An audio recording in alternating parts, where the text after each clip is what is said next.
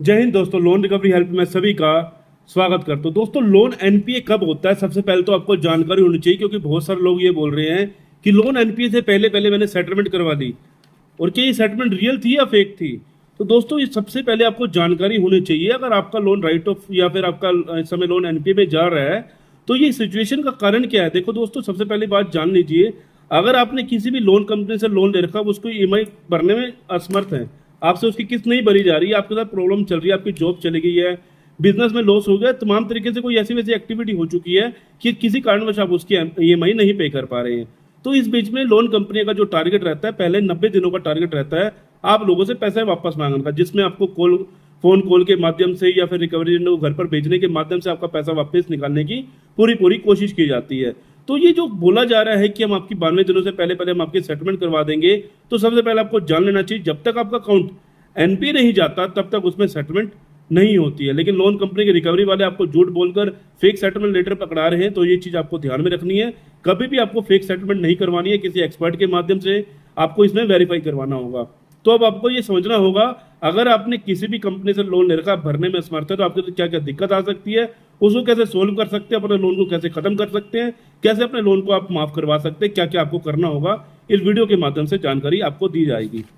देखो दोस्तों, अगर चैनल पर पहली बार आए तो चैनल को सब्सक्राइब करने के साथ वीडियो को लाइक करना और शेयर करना उन लोगों को जो इसमें लोन की किस्त नहीं भर पा रहे हैं, उनके साथ प्रॉब्लम चल रही है, उनको बहुत ज़्यादा टॉर्चर किया जा रहा है रिकवरी एजेंटों के माध्यम से, उनको बहुत ज़्यादा हराश किया जा रहा है, उन लोगों को शेयर करना। बाकी हमारी रोजाना लाइव स्ट्रीमिंग होती है हमारी यूट्यूब चैनल पर। आप अगर हमारे से लाइव से जुड़ना चाहते हो तो हमारा लोन रिकवरी हेल्प को आप जरूर जल्द से जल्द उसको सब्सक्राइब करने के साथ साथ बेल नोटिफिकेशन ऑन कर लें, ताकि जैसे हम लाइव पर आपको जानकारी मिल जाए कि हम लाइव आ चुके हैं। आपके जो भी क्वेश्चन होंगे आपको उसके आंसर दिए जाएंगे। और कमेंट में अपने शहर का नाम और अपने लोन का जो आपका किस कंपनी से लोन है वो लिखकर जरूर बताइएगा, ताकि हम आपको बता सके आपके शहर में रिकवरी वाले आ सकते हैं या नहीं आ सकते।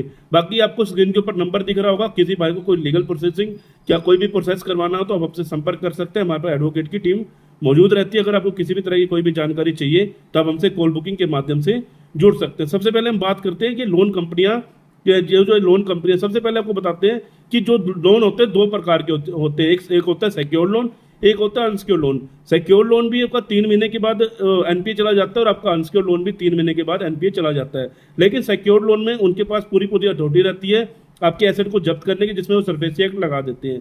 लेकिन अनसिक्योर्ड लोन में उनके पास किसी भी तरह की कोई सिक्योरिटी नहीं है, ना ही उन्होंने उनके पास किसी भी प्रकार का आपका कोई सिर्फ और सिर्फ आपका सिग्नेचर, आप कह रहे हैं डिजिटल सिग्नेचर है, उनके आधार कार्ड पैन कार्ड ही आपने दे रखा है, जिस कारण आपको लोन मिला है। अब इस सिचुएशन में लोगों के मन में बहुत बुरे बुरे विचार आते हैं, अगर हम लोन की किस्त नहीं भरेंगे तो ना जाने हमारे साथ क्या होगा, कि आपका अकाउंट एनपी हो जाएगा। सबसे पहले हम बता देते हैं लोन एनपी का मतलब क्या होता है। जब आपका लोन पहले दिन 0 डे में होता है, मतलब 0 डे का मतलब जब आपने पहली पहली किस्त ईएमआई, जैसे आपकी 2 तारीख की किस्तें आपने ईएमआई नहीं भरी, आपकी 2 तारीख की किस्तें आपने ईएमआई नहीं भरी, अब वो अगला दिन आएगा 3 तारीख, 4 तारीख, 5 तारीख, उसके बाद आपका अगले महीने की 2 तारीख आई, फिर उसके बाद फिर अगले महीने की 2 तारीख आई, फिर उसके बाद फिर अगले महीने की 2 तारीख आई।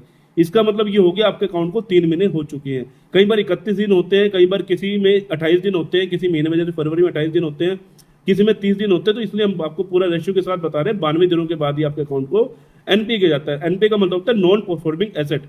अब इसका मतलब क्या है, सबसे पहले आपको जानकारी होनी चाहिए। इसका मतलब है नॉन परफॉर्मिंग एसेट, इससे बैंक को आपसे किसी भी प्रकार का कोई लाभ नहीं मिल रहा।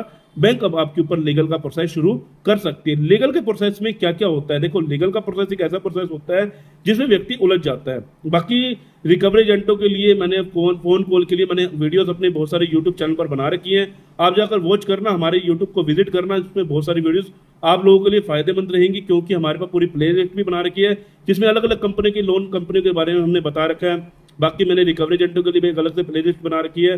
बाकी बहुत सारी वीडियोस हमारे यूट्यूब चैनल पर मौजूद है, जाकर वॉच कीजिएगा, उसमें मैंने पूरी जानकारी आपको दे रखी है। जब आपका अकाउंट एनपीए चला जाता है, नॉन परफॉर्मिंग एसेट में चला जाता है, तो बैंक तमाम तरीके से आपको जो है पैसा निकालने की कोशिश करता है। लेकिन व्यक्ति के पास पैसा नहीं है तो व्यक्ति क्या करे। देखो दोस्तों, सबसे पहले आपको जो एक नोटिस भेजा जाता है, रिकॉल रिमाइंडर नोटिस, जो कि एडवोकेट के माध्यम से भेजा जाता है। पहले तो लोन कंपनी आपको मेल के माध्यम से खुद ही आपको आग्रह कराते हैं कि अगर आप लोन की किस्त नहीं भरेंगे तो आपका सिविल रिपोर्ट में चढ़ा देंगे, सिविल ब्यूरो में आपकी रिपोर्ट चढ़ा देंगे, तमाम तरीके सब कुछ लिखा रहता है। लेकिन अगर आप उन 60 दिनों की अगर आपका अकाउंट अभी तक एनपी नहीं गया, 0 डेज से लेकर 90 डेज के बीच में है, तो आपको बैंक को कुछ नहीं करना है, एक लीगल प्रायर नोटिस एडवोकेट के माध्यम से भिजवा दीजिए। और किसी अगर नहीं आपको समझ आ रही, एडवोकेट नहीं मिल रहा, तो आप संपर्क कर सकते हैं, नहीं तो आप उनको अपनी तरफ से टाइम एक्सटेंशन की ड्राफ्ट मेल भेज दीजिएगा। ठीक है, अगर नहीं पता कैसे करना तो तब भी आप संपर्क कर सकते हैं। ये सब चीज़ें जरूरी होती है, क्यों? जब आपने लोन लिया था, बैंक ने एग्रीमेंट साइन करवाया था, उसमें डिजिटल सिग्नेचर होते हैं, आपका ओटीपी जाता है, सब कुछ, तभी आपके अकाउंट में पैसा आता है। ये सब चीज़ें आपके सिविल से जुड़ी रहती है, आपका सिविल बुरी तरह से डाउन कर देती है। चाहे आपका 1,000 का लोन है, चाहे आपका 1 लाख का लोन है, चाहे आपका 10 लाख का लोन है, चाहे 50 लाख का लोन है, चाहे 1 करोड़ का लोन है, अगर आपके अनसिक्योर्ड लोन है तो सबसे पहला बैड इम्पैक्ट पड़ता है आपके सिविल के ऊपर। उसके बाद जब 60 दिन के बाद आपको रिकॉल नोटिस आता है, रिकॉल नोटिस का मतलब आपको बैंक कंपनी आपको याद दिलवा रही है, अगर आप लोन की किस्त नहीं भरेंगे तो हम आपका सिविल जो है बुरी तरह से खराब कर देंगे। बुरी तरह से खराब हो ही जाता है तो इसमें आपको लीगल का प्रोसेस आगे बढ़ा देंगे। लीगल का प्रोसेस कभी भी 92 दिनों से पहले लीगल का प्रोसेस नहीं होता है। लेकिन अब आपको इसमें क्या क्या सावधानियां बरतनी चाहिए। अगर आपके पास किसी भी तरह का 92 दिनों के बाद कोई डिमांड नोटिस आ रहा है, उसका आपको रिप्लाई करवाना चाहिए। रिप्लाई इसलिए जरूरी है क्योंकि आपने लोन कंपनी का पैसा देना है। अगर आपने नहीं दिया, आपने क्या प्रॉब्लम क्या है वो आप जानते होंगे, तो किसी एक्सपर्ट के माध्यम से उसका रिप्लाई करवाइए। रिप्लाई इसलिए देना जरूरी होता है क्योंकि पैसा नहीं है आपके पास। पैसा होता तो आप पे कर रहे थे। हम हमेशा यही कहते हैं, पैसा है तो पे कर दीजिए, नहीं है तो देखो लोन कंपनियां कुछ नहीं उखाड़ सकती। कोई ये आपको डरा रहे हैं जेल में डाल देंगे, ये कर देंगे, वो कर देंगे, ऐसा कुछ भी नहीं होता। जेल में क्या आपने कोई जेलें खाली नहीं पड़ी आप लोगों के लिए कि आप ये सोच में पड़ जाए कि आपको जेल हो जाएगी। ऐसा कुछ नहीं होता कि जेल में आपको तुरंत डाल दिया जाएगा या कुछ हो जाएगा। जेल में हो जाती है, जेल भी होती है, लेकिन उसके कारण अलग अलग होते हैं। मैं आपको कारण इसमें बता दूंगा जेल क्यों होती है, वो भी मैं आपको बता दूंगा। देखो दोस्तों, जब आपके पास डिमांड नोटिस आया, आपने उसका रिप्लाई कराया। डिमांड नोटिस में अधिकतर लिखा रहता है कि हम आपके ऊपर आर्बिट्रेशन की प्रोसीडिंग करेंगे। अगर आपने चेक दे रखा तो 138 की प्रोसीडिंग करेंगे। आपकी ईसीएस लगी तो 25 की प्रोसीडिंग करेंगे, या फिर आपको 316 318 बीएनएस यानी कि आपके ऊपर धोखाधड़ी का हम केस करेंगे। तो तमाम तरीके से लिखी रहती है। आपको समझदारी से कुछ नहीं करना, उसका रिप्लाई करवा देना है। इसके बावजूद भी अगर कंपनी आपको किसी भी तरह के लीगल प्रोसेस में अड़ाती है तो ये मत सोचिएगा पहले दिन से ही आपको लीगल प्रोसेस में अड़ा देंगे, नहीं। पहले आपको 15 दिन का एक नोटिस भेजा जाता है, उस नोटिस का रिप्लाई करवाइए, जिसको डिमांड नोटिस बोला जाता है, उसका रिप्लाई कराइए। अगर उसके बाद भी अगर लोन कंपनी आपको लीगल प्रोसेस में घसीट रही है, आपको कोई दिक्कत आ रही है, तो आपको कुछ नहीं करना। ये मत सोचिए कि आपके ऊपर सम्मन आ गया तो आपको तुरंत जेल में डाल देंगे, या आपको कोर्ट केस शुरू हो चुका है, अब आपको कहीं आपको जाना हो, आपकी जॉब में खतरा, ऐसा कुछ नहीं होता। आपके सिर्फ वो समझ देखो, ये जो केस है ना, सिविल का केस है, आपका सिविल डाउन कर सकती है लोन कंपनियां। कोई आपने क्राइम नहीं कर रखा, पहली बार लोन को डिफॉल्ट करना कोई भी क्राइम की श्रेणी में नहीं आता। पैसा है, जब आप देखो दोस्तों, आपको पहले स्पष्ट रूप से मैं बताना चाहता हूँ, लोन कंपनियां इस समय गेम खेल रही हैं आप लोगों के साथ। गेम किस प्रकार खेल रही है? पहले आपका बड़ा लोन था, आपने उसको दिया, आपने अच्छी खासी उसकी किस्तें भरी, लेकिन अब एक ऐसा मोड़ आया, आपने क्या करा, आपने फिर छोटे छोटे लोन, पेडे लोन, मल्टीपल लोन, एक लोन को चुकाने के चक्कर में दूसरा, दूसरे लोन को चुकाने के चक्कर में तीसरा, तीसरे को चुकाने के चक्कर में चौथा, चौथे को चुकाने के चक्कर में पांचवा, ऐसे करके मल्टीपल लोन। अभी मेरी किसी सब्सक्राइबर भाई से बात हुई, वो कहते हैं मेरे 40 लोन चल रहे हैं, जो कि 20 कंपनी से पेडे लोन है, बाकी छोटी छोटी कंपनी से लोन है, क्रेडिट कार्ड के लोन है, सब कुछ है। तो ये चीजें लोगों के साथ हो रही हैं। कई लोग ऑप्शन ट्रेडिंग कर रहे हैं, कई गैम्बलिंग वगैरह कर रहे हैं, तो ये सब चीजें गलत है। इन चीजों को छोड़ दीजिए, अगर ये आप करते रहेंगे तो बर्बाद हो जाएंगे। ये चीज आपको ध्यान में रखनी है। हम हमेशा आपको सही जानकारी देकर आपको इन चीजों से बाहर निकालने की कोशिश करते हैं, क्योंकि जब व्यक्ति के पास पैसा नहीं रहता, ना ही आपके रिश्तेदार साथ देंगे, ना ही आपके आस पड़ोस का कोई व्यक्ति साथ देगा, उल्टा आपका मजाक और बनाएंगे कि आपके घर पे जब रिकवरी एजेंट आएंगे मजाक और बनाएंगे। तो ये चीज़ आपको ध्यान में रखनी है, चीज़ें आपको दिमाग से निकाल देनी है। अगर आपका कोई बुरा वक्त चल रहा है, ये नहीं है कि आज आपका बुरा वक्त है तो हमेशा बुरा वक्त ही चलता रहेगा। तो अब हम बात कर लेते हैं इसके बाद क्या प्रोसेस होता है। अगर आपको किसी भी तरह की ये समन आ रहा है तो आपको किसी वकील को हायर करना होगा। वकील को हायर करके आप अपने केस की प्रोसीडिंग करा सकते हैं, उस केस को आगे बढ़वा सकते हैं। तो इसमें देखो, वारंट इशू मत होने देना। अगर आपका बेलेबल वारंट आ रहा है तो कोई दिक्कत नहीं है। अगर आप उसमें प्रोसीडिंग करवा रहे हो, उसके बाद बेलेबल वारंट आ रहा है तो उसमें भी कोई दिक्कत नहीं है। अगर नॉन बेलेबल वारंट निकल जाता है तो दिक्कत आती है। तभी हम बार बार कहते हैं नोटिस का रिप्लाई कराना जरूरी होता है। अगर कोई आपके पास सम्मन आ गया है, प्रीकोग्राइस का सम्मन भी आया, तो आपको उसमें भी प्रोसीडिंग करवानी जरूरी होती है। ठीक है। अब लोन कंपनी आपके लोन को माफ किस प्रकार करती है, मतलब कि माफ का मतलब सेटलमेंट किस प्रकार करती है, क्योंकि देखो कभी भी 100% लोन तो माफ होगा नहीं। लोन कंपनी ने पैसा दे रखा है, अब वो पैसा दे रखा है, लेकिन अब लोन कंपनी आपको किस प्रकार इसमें माफी देती है। अब आपका 1 लाख का लोन है, आपने उसकी किस्त नहीं भरी, कम से कम आपके पास पहले एनपी हुआ, एनपी होने के बाद आपको पास लीगल नोटिस आए, आपने उसके रिप्लाई कराए, महीने में एक बार आया या 3 महीने में एक बार नोटिस आया, आपने उसके रिप्लाई करे, आर्बिट्रेशन आई, आपने उसके ऊपर ऑब्जेक्शन फाइल करी, तो धीरे धीरे आपका केस हो गया पुराना। इसमें डीपीडी ज़्यादा बढ़ेगी, जितनी ज़्यादा डीपीडी होगी उतना अच्छा ऑफर मिलेगा। अब लोग कहते हैं मेरा एनपीए के बाद सेटलमेंट करवा दो जी, सेटलमेंट करवा दो। अरे भैया एनपीए के बाद अगर आप सेटलमेंट करेंगे ना तो आपका क्या, आप क्या सोचते हैं 1 लाख का लोन है तो आपका 80,000 या 70,000 में सेटलमेंट करेंगे, उसका कोई बेनिफिट नहीं। सेटलमेंट का मतलब फिर सेटलमेंट होगा, फ्यूचर में आपको लोन तो मिलना नहीं है, तो जब आपको सेटलमेंट लेनी है तो एक अच्छा सा ऑफर लेके सेटलमेंट करें। जब आपको फ्यूचर में लोन मिलेगा ही नहीं तो हम 1 लाख के लोन को क्यों ना 20 या 30,000 में खत्म करें। तो कैसे होगा आपका 70,000 कैसे माफ होगा।